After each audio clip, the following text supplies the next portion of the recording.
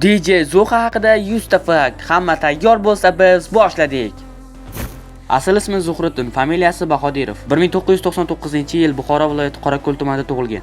Fizika fani bo'yicha o'qigan. Fizika fanidan bolalarga dars bergan. Ushbu fan bo'yicha olimpiadalarda faol qatnashgan. Yuzida xoli bor. Real Madridning fanati. Ingliz tilini tushunadi. Eng birinchi remixini telefonda yasagan. jonli efirda ushbu trekni eshittirgan. Yoqtirgan qahramoni bu Batman. Hozirda Toshkent shahrida istiqomat qiladi. Uylangan. Hozirda farzand kutmoqda. Mashina modellariga uncha qiziqmaydi, lekin shunchaki BMW ni xush ko'radi. Qizil va qora ranglarni yoqtiradi. Video montajni Botirjon ismli do'sti qiladi. Sof daromadini sir saqlaydi. Bo'yi 180 dan baland. Qahramonimizning muchani quyon. Ko'zlarining rangi kulrang. Namangan viloyatining faqat Temur nomli klubiga borgan. Remixlarni ko'proq milliy stilda qiladi. Estrada musiqalarini umuman remix qilmaydi. DJ Zuxaga eng ko'p keladigan savol bu familiya ismi nima ekanligi. Haftalik yoki oylik ishni yomon ko'radi. Oylikni kutib yashashni yoqtirmaydi. DJlik bo'yicha o'zini universal zayratchiga o'xshatgan. Shogird olmaydi, lekin bepul o'rgatadi. DJlikni pul topish maqsadida boshlamaslik kerak degan fikrda. Oldin PUBG Mobile o'yinini o'ynagan. PUBG Mobile'ni hozirgi vaqtda do'stlar bilan o'ynaganda bot berish uchun o'ynaydi. Hozirda CS2 o'yinini o'ynaydi.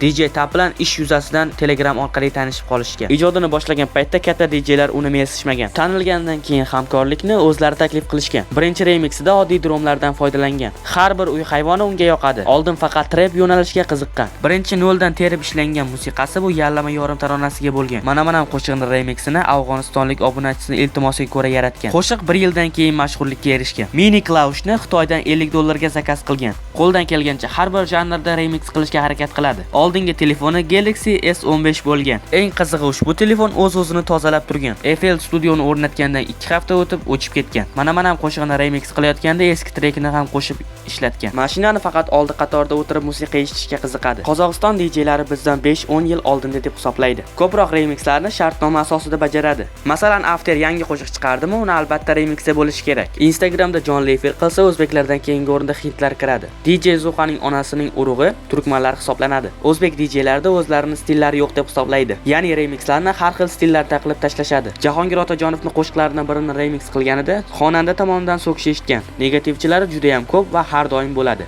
DJ Zuxa negativchilarni kimga o'xshatgan? Nimaga o'ladi? Qorobiydiga o'lib qoladi. Ha, to'g'ri miqdor. Melodiya chalishni endi o'rgangan paytda Hamdam Sobirovning Malohat qo'shig'ini remix qilgan. Do'stlari bilan choyxonada iftorlik qilgan. Jonli efirlarni video darslik ko'rinishida o'tkazadi. Birinchi jonli efirda ovoz sifatiga e'tibor berishmagan. Jonli efirda DJ Tab DJ Zuxaga yo'q chatni o'qib berib prank qilgan. Trek yaratishda itning kulgusidan ilhomlanishgan. Samplelarni qayerdan olishni o'rgatgan. Boshqa DJlarning kompyuterini ishlata olmaydi. Sababi FL Studioni hamma o'ziga qulay qilib sozlagan. DJ Zuxaning streamida DJ Tabga sevgi izhor qilishgan. Albatta bu grinch bo'lgan. DJ Zuxaning FL Studio Mobile haqida ham darslik videolari bor. Jonli efirda bitta mikrofonni ishlatganlari uchun ovoz past va sifatsiz bo'lgan.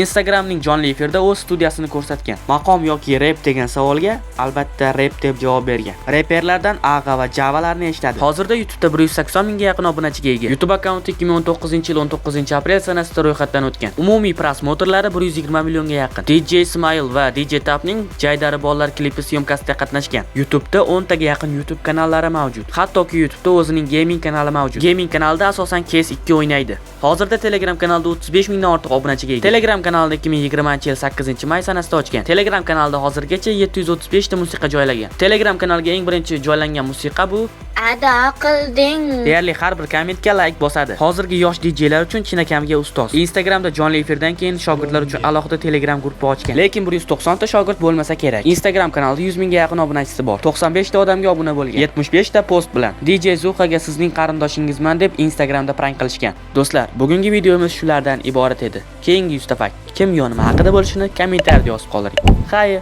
salomat bo'ling.